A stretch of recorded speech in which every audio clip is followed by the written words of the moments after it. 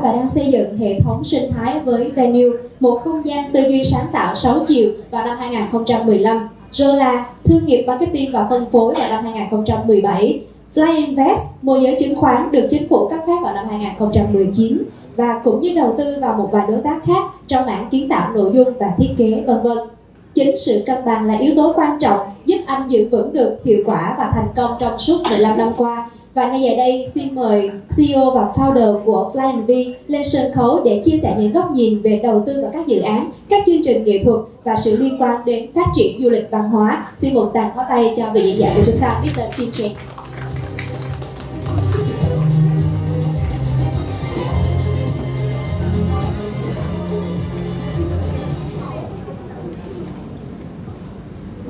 Hi everybody, my name is Tim. It's good to be back in the name for the second time. Always enjoy coming here. Today what I'm gonna share about is basically my experiences in not just building businesses but also in investing in different sectors and how it ties together to work for each other. And I'm based out in Taiwan. So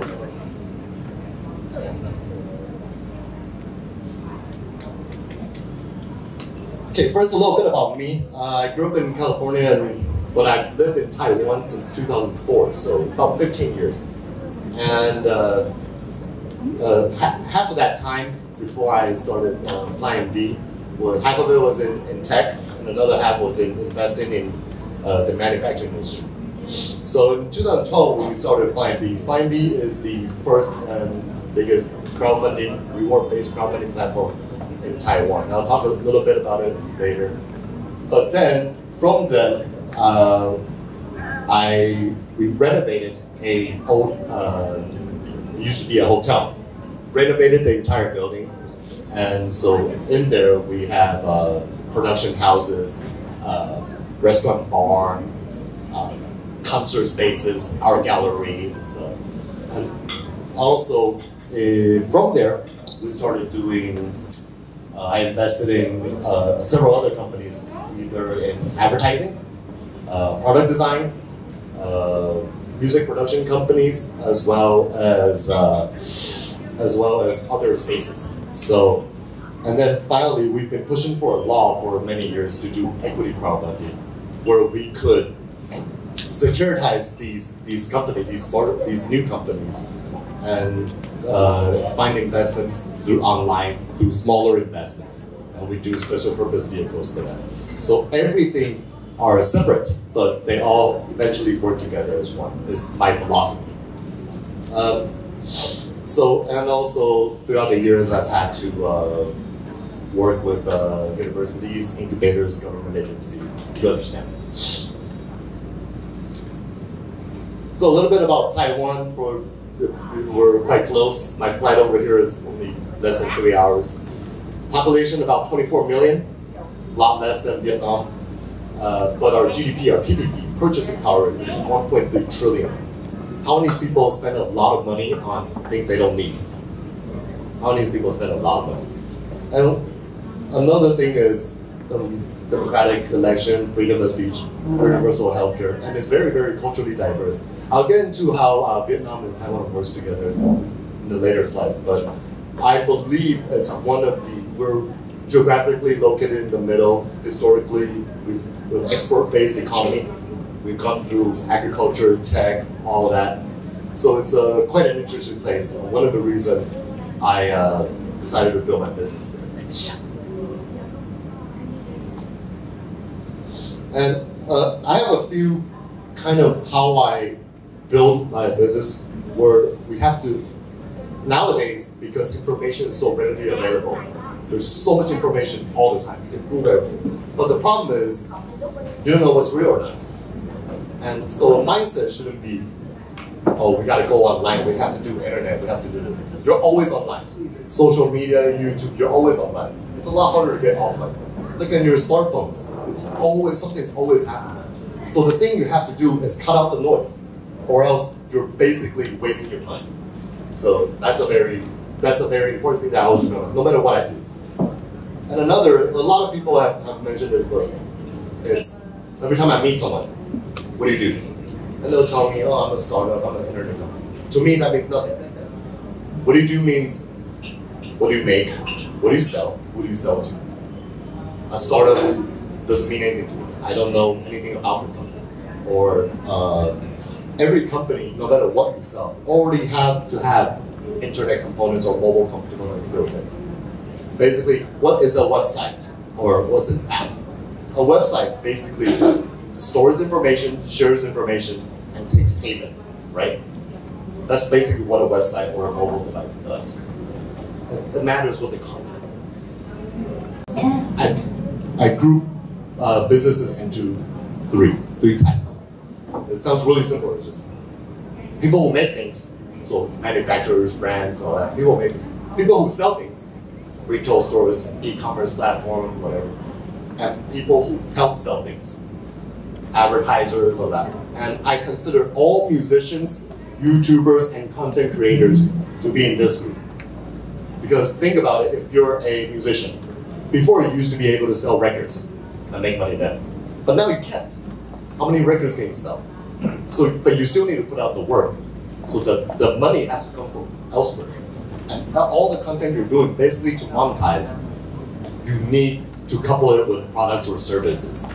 So that's a way for me personally to really break it down into, and the way I build my business is kind of around these three things. So flyingV, mentioned was the first to do it. So thousands of companies, NGOs, musicians, and filmmakers, artists, as well as politicians to start their campaign have been on flyingV. So from 2012, it's been quite influential.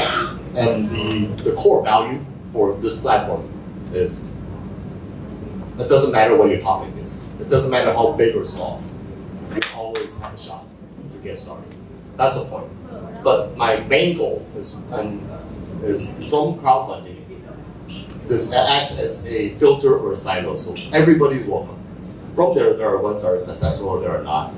And then our other business will pick up where they move on to the second stage. So this is, crowdfunding to me is the market tester for a second. You want to be as open as possible. And like I said, so all these people, all these crowdfunding projects or companies, they all either make things or help sell things or have a service, right? And all the people that help promote these projects are advertisers. So all three groups fit into here, and that's how we find good deals. Almost like an incubator, want people to come in.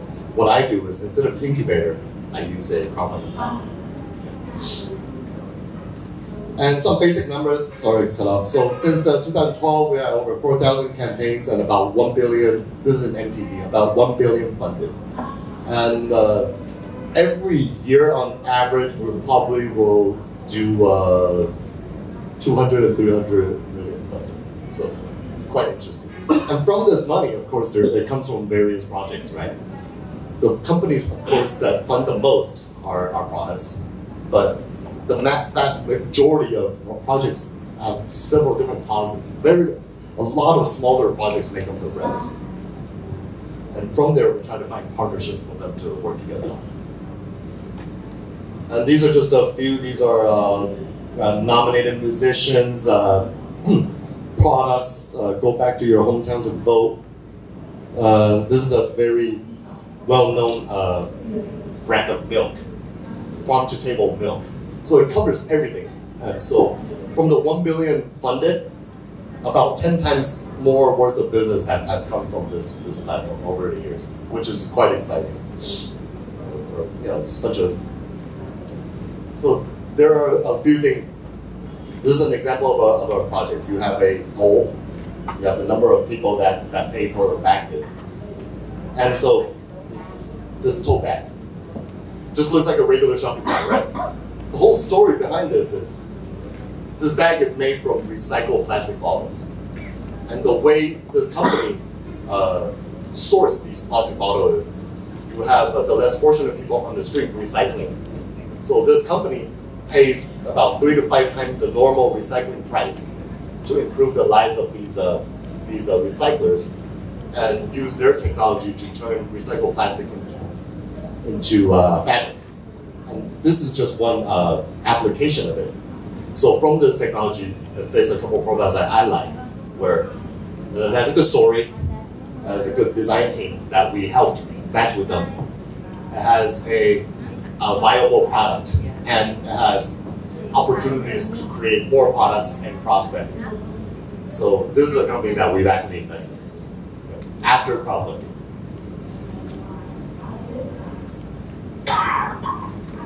And this is interesting, where it's an air purifier. Of course, the air quality is kind of a big problem. But before this, usually from a consumer standpoint, at least for me, I've always wanted, for electronics, I want to buy the big brands, right? But this was very, very successful, and this is an example of a company using crowdfunding to launch products every year. Every time they have a new product, they do it on crowdfunding first and then go to e-commerce. This is another company that after crowdfunding, we work closely with. So this is actually about 70 million. And right now, their product this year is funding right now, and then it did, I think, like 40 million in 2 days, something crazy. So, and this is a very interesting example where the font, the Chinese character fonts. Traditional Chinese is only used in Taiwan now, right? Because China uses simplified Chinese. So to make these internet fonts is very, very, it's not like English where you just do the characters. You do the letters. So it's very, very tough. And this company wanted to crowdfund to create a new type of traditional Chinese font. And it was very successful because for a couple of reasons. One is nationalism, right? Another is the need for better design. People want newer fonts, so your logos look better. The applications look better. So for me, what I learned from it is I've never paid for a font. It just came with Word or Microsoft Office, right? But people were willing to pay for a new font before it was made. It was quite interesting. And so, besides that, from that platform, it's an internet platform. But I don't believe in the difference between online or offline. It doesn't matter. It's the same thing. Just what you use it for. So for these offline services, we and with our space, we have we do a lot of events, workshops. We've done over 1,000 events in university. Every single one of my staff is capable of hosting a workshop, right? And we have interns every year from Taiwan, Hong Kong, and US universities. Also exhibitions, and every month we have these creator galleries. So if you're a flyingV creator, come to these gatherings. You meet different people from different industries. But the cool thing is, if you all crowdfunded on flyingV, you basically have more trust in them, right? You know how much they funded, you know what they do, you know if they deliver. So it's a good way of promoting collaboration. And also we do art festivals and other stuff. So this is kind of like a map of a bunch of logos. So flyingV is the crowdfunding platform, and then we have a company squad that does all these different events, services, workshops, online school. And this is the marketing distribution. So we have a team that just do advertising. And we collect data from all the, we use user data to break down our members. We collaborate with influencers from different industries. And in the bottom, the venue, that's our space, the space I was talking about. And We Media is a production house. They have their own film crew, and their agency for YouTubers and creators. So we have something of everyone. And then finally, flyinvest is a government special license brokerage. When I first started flyingV in 2012, I pushed the government to pass a law. Basically, it's like the Jobs Act in the US, where we want to have a special license where people could invest in startups and small companies online, or source deals online, which needs SEC approval. And we finally got the law passed, and we have the only license in Taiwan now. So all these creators that we see, or the people that we work with, we have another way of, for our next step, that they need investment funds. Besides our own money investing in it, we have other vehicles for people to get involved. So that's good. So everything fits a need at a different stage. And so all this is just like a little breakdown of what I just said. And as you can see, all these things, what I want is they all, the same type of assets can be applied to different industries. So someone comes to, it could be a product company that makes purifiers. It could be a music production company. We have a way of investing and helping that company grow. And a little bit about that estate. So this used to be a abandoned motel. Motel as in like sex motel. And it was abandoned. So we went in, worked with the landowner, 6 stories, and we renovated the entire building, and every floor has a different use. I didn't want to do a co-working space. There's enough co-working space and incubators. There's a lot of incubators. This space is a make space where people demo. What I want is for people to come and demo and gather. You don't have to create here. And all these events that we do, what do they do? All these events, it's not just for the people that come and attend. All this filming that we do right now, they're all content. All this online content becomes your marketing material. You shouldn't host an event and do another video, right? All these things should work together as one.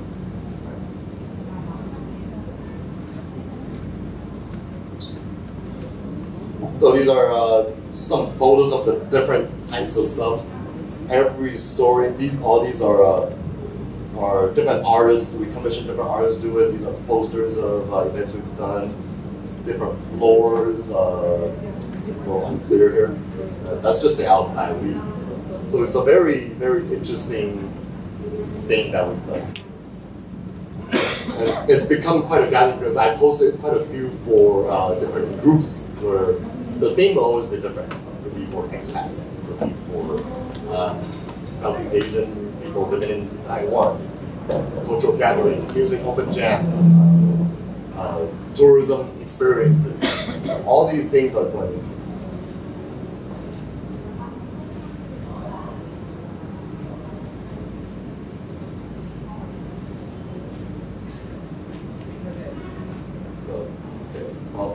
And yeah, so all these are different posters of events that we do. And all these, they look fun, but all of them have a different purpose. These are actually art festivals that we do in that neighborhood, so we work with all our neighbors. This is for an event for the music industry. All these artists that want to work in the music industry, we get all our friends that work in the music industry for people to gather, and so you have agencies, production houses. This is actually for agriculture, where this is one of our creators, pork, really high-end pork. And we hosted an event with a yakitori chef to test it. So all these things, actually, it's fun, but what I want with these events is to have a bunch of series, keep it small, and have a lot of dialogue and interaction. And that all this is a base for you to do online marketing also. More of the same. So this is actually the 3rd year we've done the art festival. And this art festival, over the years, more and more people want to join. At first, it's really tough. And more people want to join, and more business actually come. So, so the Ministry of Culture and all will all become sponsors.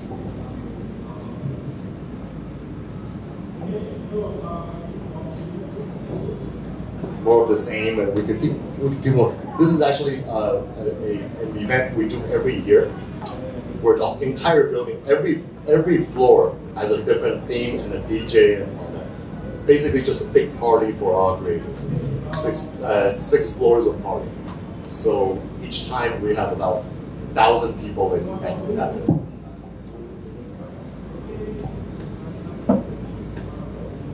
And this is the festival this year. Also, a little bit more about that's the venue. So a little about this production house. These are all YouTube's production house, and in our building we have a one floor where it's the green screen. You can actually film, and so a lot of our promotional video we film in house or we go outside. And so flyingV I mentioned a little bit about. So, for example, flyingV will do this. All the cases that we source, we will be the lead investor in. And it will be open to accredited investors and also the normal public. So it's membership-based investing. And the things you invest in, what I want to do is not you're buying stock or equity in a company. That's some of it, but you're actually investing in a product cycle. So what you're actually is you want the financial returns, short-term financial returns. And this can be applied to most of our project creators. So that's usually pretty fun. And a little bit more back to what we've been planning to do and what we want to launch next year. It would be there's about 300,000 out of I mentioned about 24 million people in Taiwan. There's about 300,000 Vietnamese people living in Taiwan right now. That number will continue to grow. There are people that work there. There are people that have immigrated there. And there are a lot of mixed couples with the Taiwanese father, Vietnamese mother, or the other way around. And this is quite interesting and quite good is because it's not just tourism. Culturally, there's a lot of things to be done. When we say culture, I still mean as a business. Culture should be treated as a business. And so one thing we're doing with our production houses, we're discovering these Vietnamese residents in Taiwan to become influencers or spokespeople, and we would want to highlight that, where they could promote Taiwanese products to Vietnam or Vietnamese products or products or services into Taiwan as a bridge. And we'll also work with the Ministry of Tourism in Taiwan, Ministry of Culture, Ministry of Foreign Affairs, just to establish a bridge. And the bridge should not be Taiwanese people, the bridge should be Vietnamese people living in Taiwan, and vice versa. So that's quite exciting. It covers all aspects from religion, culture, food, you name it. And in conclusion, keep it short, I think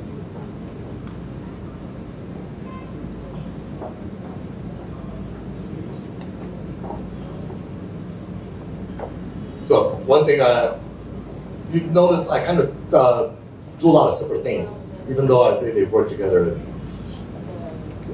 I'm really wary of working with people with no hobbies. When I meet someone and I ask them, okay, what do you do for fun? Even when I hire people, no, I just work all day. I'm a workaholic. I basically would never work with this person because they will never understand the mind. Right? You have no hobbies, you'll never grow. So just get out and do stuff. And I don't mean online, just get out and do stuff. That's how you collect. And it's a matter of a tool. Industry labels are useless. So for me, if you want to say what industry I work in, I can't say. I'm in finance, I'm in art and culture, I'm in music. It doesn't matter what it is. They all have a role. Back to my point of either you make something, help sell something, or you are a channel to sell something. So all these barriers are pointless. So simplify all decisions, what I say. So every decision that I make in business, it's yes or no. And if I have to think about it, I don't dwell on it. I just think about it. If I can't solve it now, go to sleep, drink some beer, whiskey. If beer is not strong enough, solve it tomorrow. Simple about it. Don't dwell on one thing because there's too much information all the time. And this is like a personal pet peeve. You know, does everybody have a lot of groups in their phone for work or for family? In Taiwan, it's a big problem. So for me, I never use group text. Even if I use group text to say something, to tell someone, a group of people something, after the topic is done, I just close it. Group texts that just go on. First of all, you're gonna turn it off, you're gonna mute, and then when you exit the group, people ask you, hey, how come you exit the group? It's pointless. If you have something to tell me, just tell me. So, what from this point is, you're supposed to be using these new tools to do more things. But if you're not careful, you're basically being kidnapped by all these tools. I know it sounds simple, and everybody probably knows this, but I do think it takes a certain amount of discipline, and you have to keep reminding yourself that, man, I've been so busy in the last 5 days. But you sit down and think about it, what have I really done? You'll find that 80% of your time is wasted on discussion in a group text that does nothing. And so I think from what I shared today, it's more about how in my own opinion, how your work life and your personal life should always help each other. And because of the times we live in, sometimes it's better to slow down a little bit. You might actually save a lot more time. And welcome to Taiwan anytime you want. Like I said, it's really, really close. And I will come again every year. Thank you.